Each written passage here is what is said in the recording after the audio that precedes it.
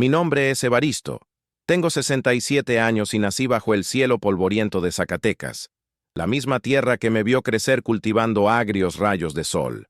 Conocí el sudor, el canto de los pájaros al amanecer y el silbido lejano del tren que me llevó a esta ciudad, donde también crecieron mi hija Marisol y su pequeña, Luz. Cuando me quedé solo con ellas, mi mayor anhelo era que creciéramos tranquilos. Yo cocinaba las tortillas, arreglaba el techo, platicábamos al caer la tarde mientras la nieta contaba historias inventadas con la imaginación que yo le heredé. Pensaba que éramos una familia común, donde un padre, una hija y su hija de 5 años podían vivir sin grandes promesas, solo el calor de nosotros mismos. Jamás pensé que, de pronto, una mirada pudiera cambiarlo todo. No supe cuándo sucedió eso. Un atisbo de miedo, una vacilación. Observaba a Luz jugando en el patio y sus ojos a veces me buscaban como buscando una sombra que ya no llegaba. Su abrazo se volvió lento, casi ritual, más por inercia que por confianza. Y aquello me dolía. Me preguntaba qué había hecho mal. Me veía en mi reflejo, sudoroso de tantas arrugas, y no entendía si mi reflejo estaba roto, o era su mirada la que ya no veía completo al abuelo. Con Marisol no hablaba de eso. Ella misma se había vuelto cuidadosa, como si temiera que mis palabras fueran trampa. Cocinaba gorda y silenciosa. Cuando yo le preguntaba si estaba cansada, sonreía sin risa. «Está bien, papá. Solo un día difícil. Y ya sabemos cómo son esos días difíciles. Terminan en grietas. Un día me quedé trabajando tarde en el tendedero, colgando ropa mojada.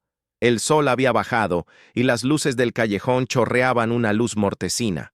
Escuché pasos de Luz. Pensé que traería flores o piedras bonitas como siempre, pero cuando se acercó, vi algo en sus ojos rompiéndose. No supe cuándo cambió su mirada. Las palabras se me encarajinaron en la garganta. Me miró sin verme. «Abuelo», susurró sin terminar la frase. Yo dejé de colgar ropa y me acerqué.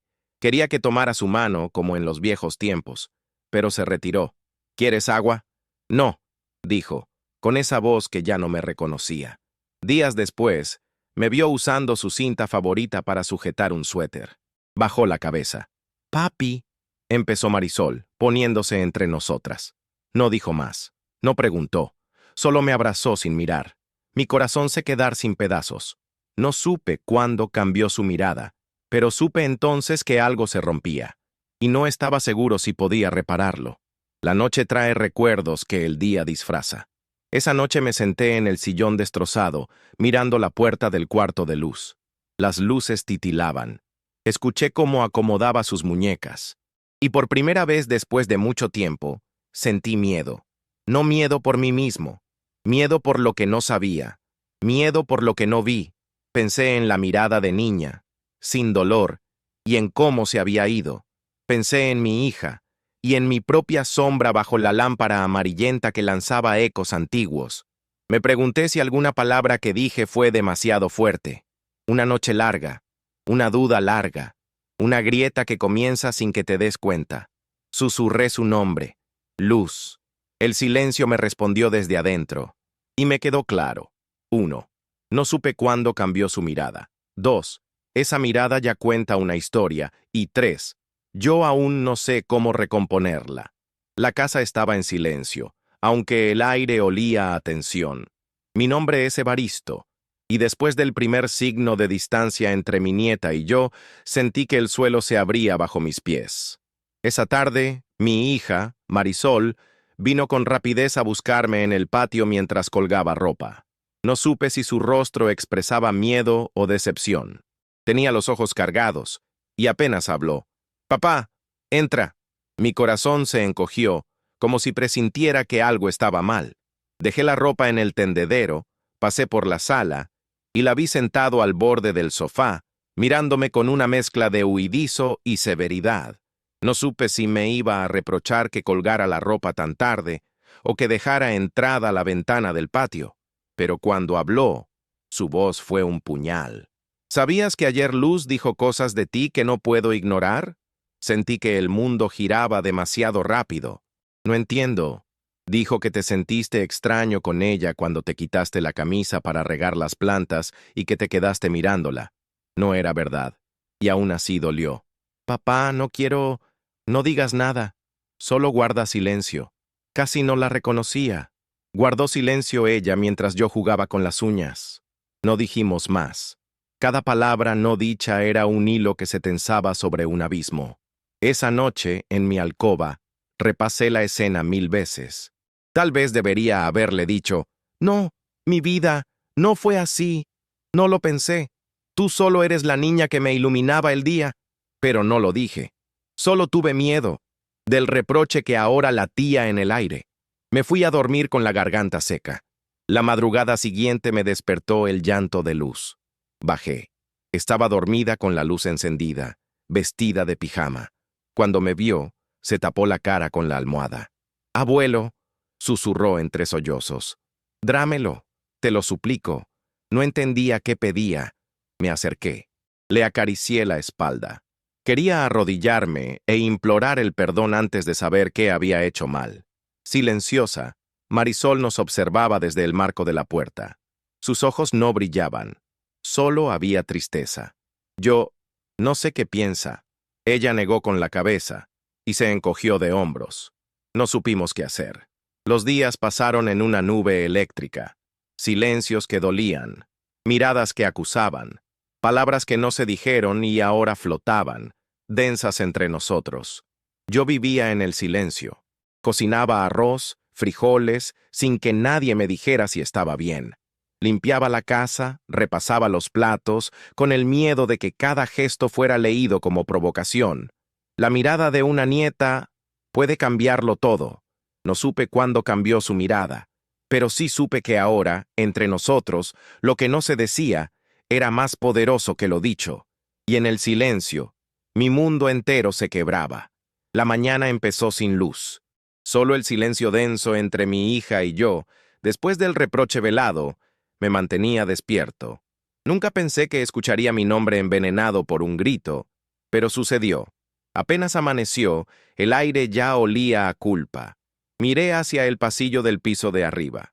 Marisol entró sin mirarme. Sus pasos eran firmes, decididos. Nunca había visto esa dureza en ella. Papá, comenzó con voz temblorosa, sin atreverse a pronunciarlo todo. Traté de sonreír, pero el nudo en la garganta lo impidió. Hoy vine por mis cosas. Entendí de inmediato, y dolió como picotazos blancos. Dejé de hablar, solo esperé. Nunca pensé que mi padre sería un monstruo, escuché. El silencio pesó más que esas palabras. ¿Monstruo? Repetí, como si dudara de mis oídos. Sí, dijo ella. Un monstruo. Me asustaste. No solo ayer. Hace años que tengo miedo de ti. Las palabras se clavaban con hiel. Intenté acercarme. Marisol, no fue esa mi intención. Me engañé, interrumpió. Creí que eras tú el que la cuidaría. Pero te equivocaste. Todo este tiempo, te equivocaste.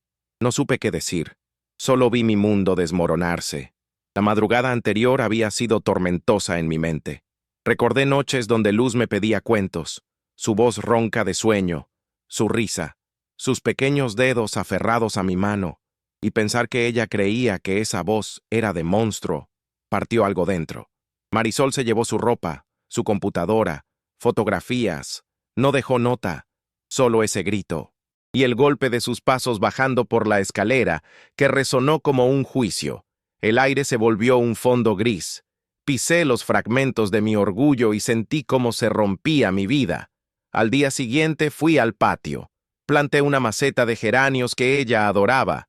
Lo hice por ella, porque yo no sabía vivir sin su regreso. No hablé con vecinos, no mencioné nada. La casa estaba muda. Entré al cuarto vacío. Quería quedarme ahí y llorar, pero no salía lágrimas, solo la sequedad que deja la humillación. Tomé la foto de Luz, que ahora colgaba del espejo. Quise gritar que la salvé del frío aquella vez, que su risa todavía era mi alegría, pero no tuve voz. Al tercer día escuché algo, una risa ahogada por la distancia.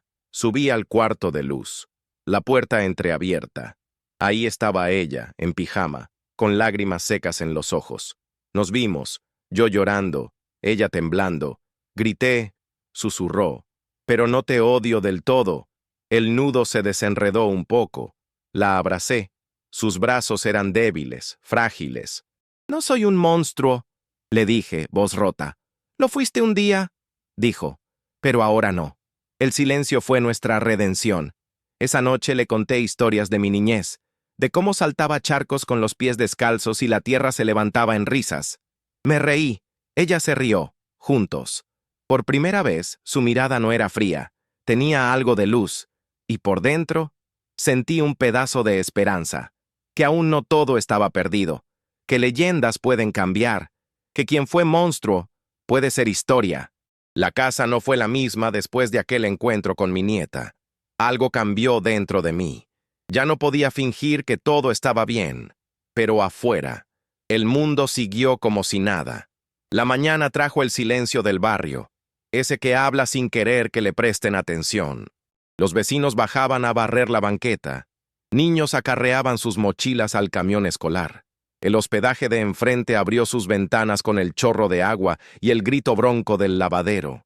Pero mi casa, mi propio hogar, ya no estallaba de vida. Solo el silencio lo habitaba. Me debatí entre el impulso de salir y buscar una charla o quedarme sentado en la sala, con la puerta entreabierta, como a la espera de que alguien viniera a reclamarme algo. Nadie lo hizo. Fui al portón. Lo abrí lentamente. Lo rocé, esperando que al cerrarlo volviera todo a su sitio. Pero afuera no había señal de marisol ni de luz, solo el viento cálido de la mañana. Unos niños pasaron corriendo. Iban al carrito de nieves. La canción de la parada se le pegó a la nuca. Me asomé y les sonreí. Ellos me devolvieron la sonrisa, pero sin ganas. Uno de ellos se detuvo. «Tía Verónica dice que el señor ya no vive aquí», me dijo con la boca helada. No entendí, pero bajé el portón. «Dilo en voz alta», quise soltar. «Dilo otra vez». Pero él soltó una carcajada y se fue. Y comprendí que para alguien, en alguna casa, ya no vivíamos aquí. Me abandoné a las sillas de la sala. El eco del barrio ambulante se colaba por las ventanas. Risas, camiones, la voz del vendedor de fruta. Todo parecía afuera, todo menos el vacío en mi pecho. Intenté hablar con doña Verónica, mi vecina de toda la vida, pero al verla me tragué las palabras. «Buenos días, don Evaristo», dijo con voz tenue. «Solo vengo a decirle que, si necesita algo», asentí. No podía hablar. La vi marcharse en la banqueta iluminada, y pensé en aquel ademán cargado de pena. El sol llegó al mediodía y se impuso con arrogancia. Cuando intenté almorzar, el plato de arroz, los frijoles secos, me supieron a culpa. Todo sabe a culpa cuando el silencio te acecha. Dejé de comer, me senté en la sala y escuché los latidos de una casa que extraña su alegría. Cada minuto era una grieta que se ensanchaba. Tomé una silla y la arrastré a la entrada. Me senté y vi pasar como 5 familias. Algunas me saludaron con la mirada baja, otras encogieron el paso, como si yo ya no fuera parte.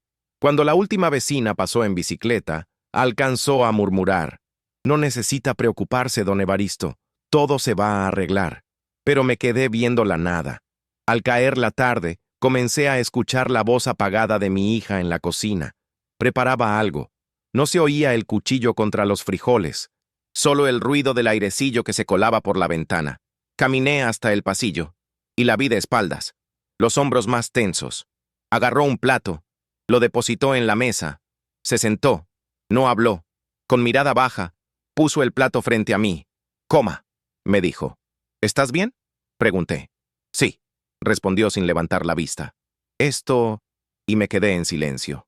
«Hay cosas que no se dicen», dijo ella, «pero se sienten. Quizás es tiempo de hablar». Sentí un destello. No sé si fue miedo o alivio. «Sí», respondí apenas. Y sentí el barrio entero suspirar detrás de esa palabra.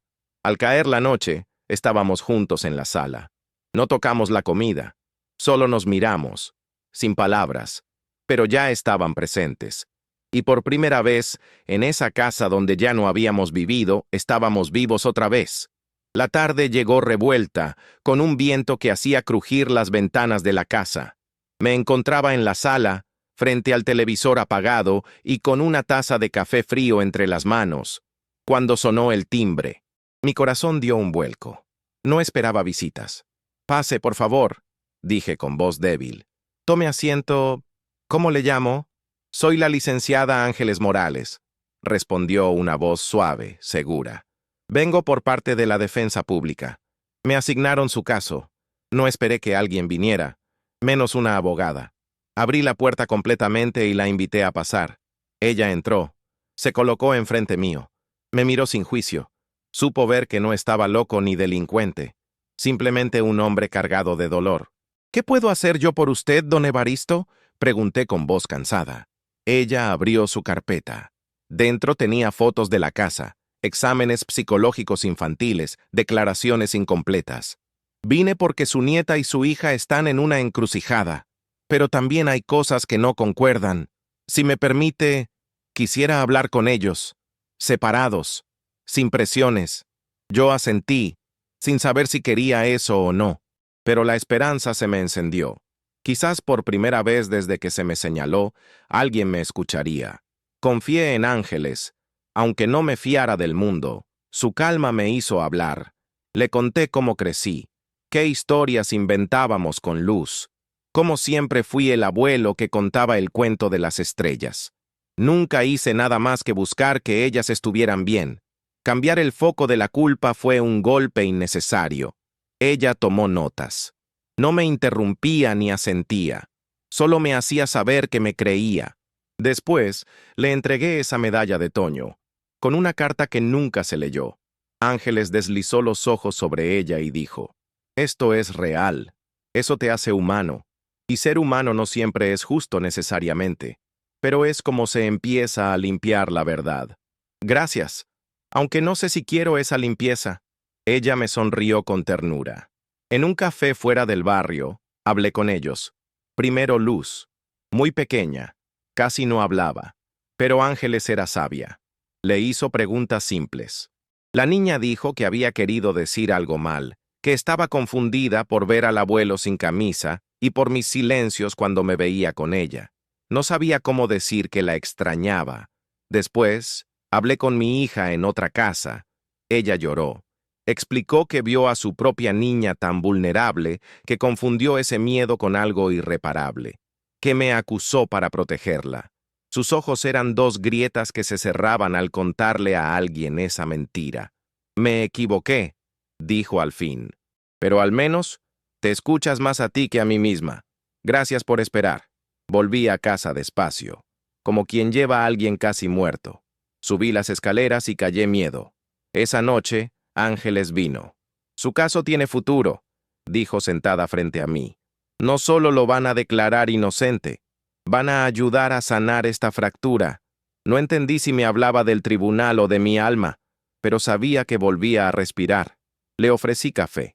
Ella lo tomó, pausadamente. «Usted no es el monstruo que dijeron, tampoco el santo que necesitaban.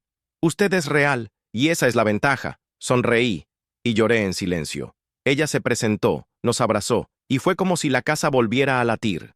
Al día siguiente desperté con la certeza de que aún podía reconstruir. No todo, pero algo. La abogada me dio tiempo, la justicia me dio voz. Mi nieta, quizás volviera a verme como abuelo. Y esa tarde, cuando el viento crujiente volvió, abrí la puerta del barrio.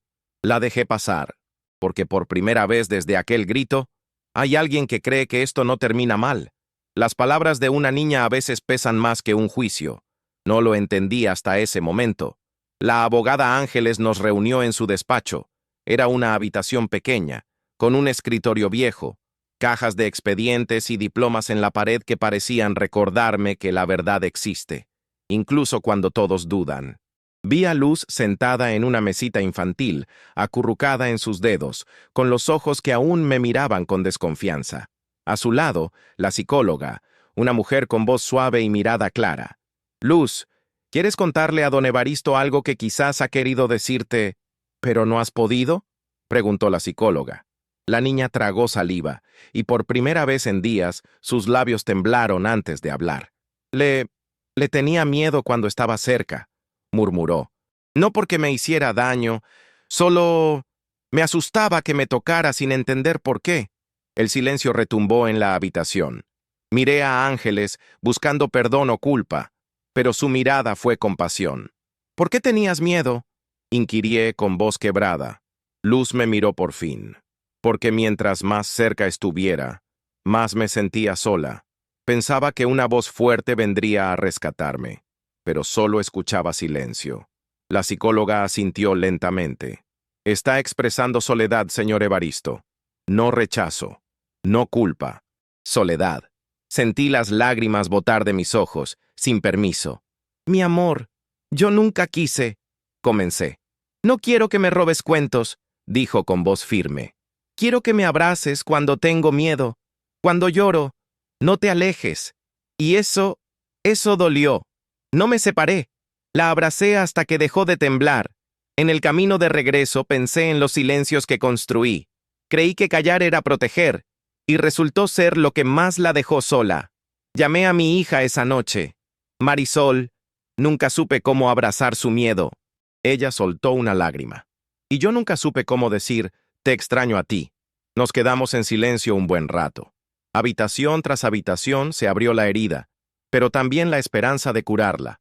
Ángeles redactó una carta a la Fiscalía Infantil.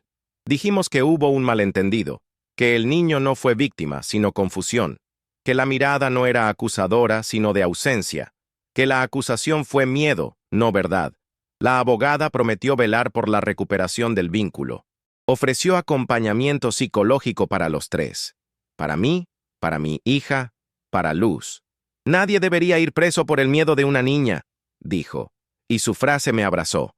Hoy no escribí cuentos para mi nieta, escribí disculpas, porque entendí que no siempre son las palabras lo que hieren, sino el miedo que construimos sin querer. Cuando la verdad salió a la luz, creí que todo cambiaría, pero el nombre que un día cargó inocencia, ahora venía con cicatrices. La abogada Ángeles logró que el expediente se archivara. La acusación se desvaneció en tinta. En teoría, todo debía regresar al lugar que correspondía, a casa. Sin embargo, lo que logró no fue limpiar mi nombre, sino abrir una grieta para que las miradas volvieran a surgir. El día que salí de la delegación, crucé la puerta con los pies vacilantes. Quería gritar libertad, pero mi voz era apenas un suspiro. La gente nos veía de reojo. Mis vecinos ya no saludaban como antes. Al contrario, bajaban la cabeza, como si supieran que, aunque la verdad se probó, algo de mí ya estaba dañado para siempre. Llegué a casa. Vi a Luz jugando con bloques, pero sus dedos se tensaron al verme. Se levantó y se escondió detrás de su madre. No me miraron. En ese momento entendí que, aunque les dijeran que fui inocente, en sus ojos yo ya veía que no podían olvidar el miedo. Marisol intentó sonreír, intentó ser fuerte, preparó el desayuno. Hablamos de cosas triviales.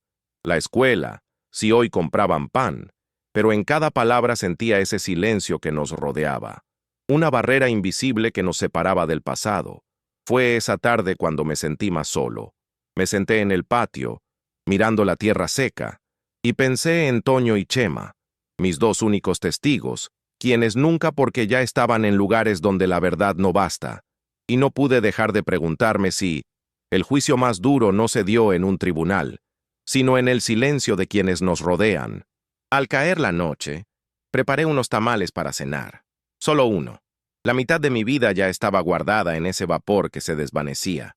Pensé en volver a los ruidos relatos de mi niñez, cuando todo era cuento y risa. Pero esa noche no quise contar nada.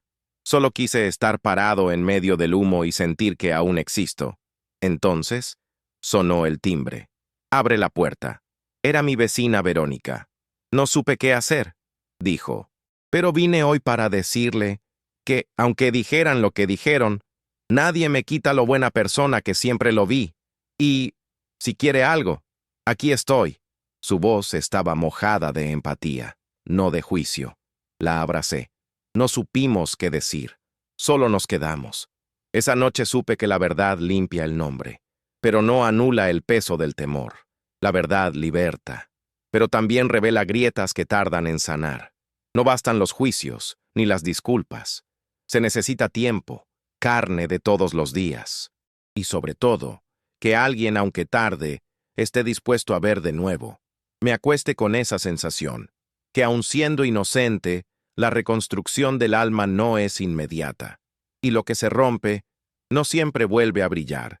Pensé que al salir de la delegación y descubrir que no me perseguían órdenes de aprehensión, mi casa sería mi refugio.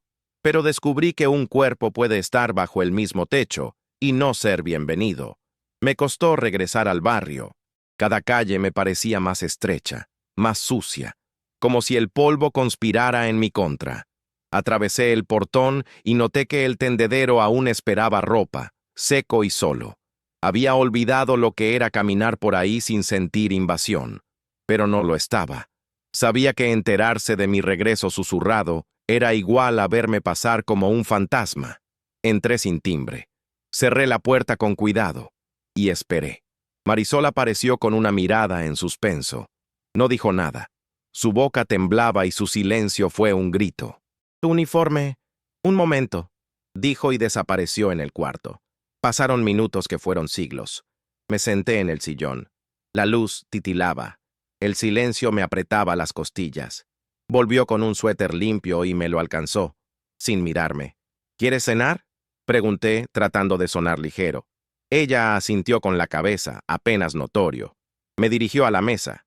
Había un plato de arroz con caldo, no el favorito, pero al menos comestible. «¿Sabes dónde está mi medalla?», pregunté, aferrándome a su voz. No lo supo, y entendí que se guardó con la esperanza de encontrar al destinatario correcto, pero no a mí. Durante la cena, el ruido del ventilador parecía reírse de mis intentos de normalidad. No pude sostener la conversación ni fingir ternura. Me limitaba a comer, sin ganas, con la zozobra de saber que ella no me veía como antes. Y entonces, lo sentí. Volver no fue una victoria, fue un riesgo, y me di cuenta de que, en su mundo, yo ya no era bienvenido. Esa noche, dormí espantado de mi sombra. Al día siguiente quise saludar a mis vecinos de siempre. Bajé al patio, regué las plantas, planté otra maceta, traté de mirar las casas con compasión, pero nadie me vio desde sus ventanas. Las mañanas traen sorpresas. Esta solo trajo indiferencia. Caminé por la banqueta. Nadie dijo nada. Nadie saludó, como si yo fuera un leproso que pasara en silencio. Llegué a la casa de enfrente. La vieja Verónica salió a saludarme con una sonrisa de esperanza. «Buenas», dijo. «¿Cómo va?» «Bien, gracias. ¿Puedo ayudarle en algo?» «Gracias, no. Solo caminaba». Ella asintió con algo de pena en los ojos, y comprendí que quien no es deseado en casa tampoco lo es en la calle. Busqué huellas humanas, pero solo encontré grietas. En la tarde, me acerqué a la escuela de luz. La tirita estaba dibujando, ajena a todo. «Hola, abuelo», dijo. «¿Podrías ayudarme con una pirueta?» «Claro, mi vida». Al verla correr, pensé que su inocencia aún no me juzgaba. Nos paramos a hacer piruetas. Tropezamos. Reímos un poco. Y su sonrisa, sin palabras, decía más de lo que pensaba. «Te veo sin miedo». Ese fue el primer paso para creer que tal vez, solo tal vez, podría volver a este lugar donde ya no era invitado. La tarde había caído como una canción triste, lenta, silenciosa, con notas que ya no dan esperanza. En la mesa de la cocina los platos estaban lavados, las sillas alineadas, esperando algo que mi hija no sabía cómo decir. Entré callado, con los pies descalzos, sintiendo el pulso entre las baldosas frías. Marisol estaba sentada, sola, con la mirada baja. Tuve ganas de cargarla en brazos y decir que todo estaría bien, pero sabía que no bastaba. «Papá», comenzó con voz temblorosa. Lo dijo exactamente en ese punto, entre el «¿cómo?» y el perdón que no llegaba. Sentí mi corazón cerrarse. «Lo siento», dijo al fin. «Fui una cobarde. No entendí. Fui una cobarde», repitió, alzando la mirada. «Te coloqué un nombre que no merecías, y no pregunté nada antes de creerlo». La pantalla de mi mente me mostró aquel momento. El patio, la ropa, la acusación, las sirenas, y su voz era una súplica tardía. «Le creí a una niña que tenía miedo», dijo con voz quebrada. «Pero Nunca dejé la puerta abierta. Se acercó y por primera vez la abracé. No quiero que se me olvide esto, dijo. Quiero que evalúes si puedes perdonarme. No supe qué decir. Solo la abracé. Horas más tarde, bajo la luz pálida del pasillo, la escuché murmurar, ella todavía me ve. Tu nieta te perdona cuando mira lo que hay en ti ahora, no lo que temió. Pensé que nunca me hablarías. Hablaría contigo hasta el fin, respondí. Y fue en ese pasillo sin más testigos que comprendí. El perdón no es un acto, es un pacto. Al día siguiente, invité a Luz a jugar con bloques. Construimos una torre tan alta como su risa. Cuando se cayó, se echó a llorar. Y yo le dije, yo estoy aquí. Y se abrazó a mi pierna. Más tarde vi a Marisol. Estaba sentada en el porche. Le llevé 2 cafés fríos. Gracias, dijo. Gracias a ti porque creíste. Se sonrió sin palabras. Y en ese gesto, empecé a creer que el perdón puede reconstruir no solo familias, sino almas. Por la noche cenamos los 3. Hicimos planes de viaje, para contarnos historias, no fantasmas. Volvimos a ser un triángulo imperfecto, pero juntos. El barrio escuchamos cómo recobraba su voz. Saludos, lluvias, risas de niños. La casa empezó a latir otra vez. Esa noche me acosté sabiendo que no todo está resuelto, pero que el perdón pudo más que el miedo, y que el vínculo que quedó es más fuerte que lo que se rompió. El silencio ya no era el almohadón que me separaba de mi familia, era el puente que me quería reconstruir. Al iniciar ese día me vi en el espejo y por primera vez no vi al hombre acusado. Vi a un abuelo, a un padre y a un hombre roto intentando recomponerse. Me sentí vivo. Marisol y Luz estaban en la sala. Luz con sus bloques, Marisol tecleando con cuidado en su computadora. No me vieron entrar. Esperé a que levantaran la mirada. «Papá», dijo Marisol acercándose. «Hola, mi vida», respondí. El aire se llenó de ternura y de heridas por cerrar. La verdad salió. El expediente fue archivado. Pero el juicio público, el rumor, el miedo, eso no desaparece con un sello oficial. Yo nunca fui un monster. A veces fui exigente, callado, frágil, pero nunca abusador. Sin embargo, cargar con esa palabra me hizo cuestionar mi propia esencia. Caminé por el barrio otra vez, después de haber sido absuelto en los papeles pero juzgado por miradas. Vi a niños jugando con risas altas. Pensé en mi nieta. Vi a la señora Verónica plantando en su jardín. Me devolvió la mirada con una sonrisa genuina. Un paso más. Una tarde decidí abrir una bolsa con cartas antiguas que guardaba con uno de mis antiguos cuentos. Entre esas cartas encontré una nota de mi madre. «Hijo, siempre supe que eras un hombre bueno pero fuerte.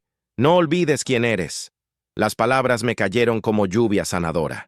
Comprendí que la verdad es solo el inicio de la reconstrucción. La abogada Ángeles me visitó una vez más. «Evaristo, tienes opción de contar tu historia, no para disculparte, sino para que quienes juzgaron sepan quién era el hombre que estuvieron a punto de destruir». Guardé silencio. «¿Vas a hacerlo?», la miré. «He contado cuentos durante mi vida. Quizás es hora de contar este». Ella sonrió con complicidad. Al atardecer, invité a toda la familia a cenar. Preparamos mole juntos, recordando mis explicaciones aceleradas mientras rayaba ajonjolí. Nos reímos. Supe que todavía tenía que reconstruir. Reconstruir no es borrar el pasado. Es aceptar que, aunque tienes cicatrices, vas a pararte en pie. Que el perdón puede tardar, pero puede llegar. Que el tiempo y el amor son los peores enemigos al rencor. Esa noche, antes de dormir, escribí las últimas palabras en mi diario. No soy inocente de todo. He sido terco, viejo, cansado, pero no fui ese hombre que temieron. Y hoy, regreso lento, paso a paso, a ser quien soy de verdad. Apagué la luz. Escuché sus respiraciones. Sentí que al fin estaba del otro lado de la sombra.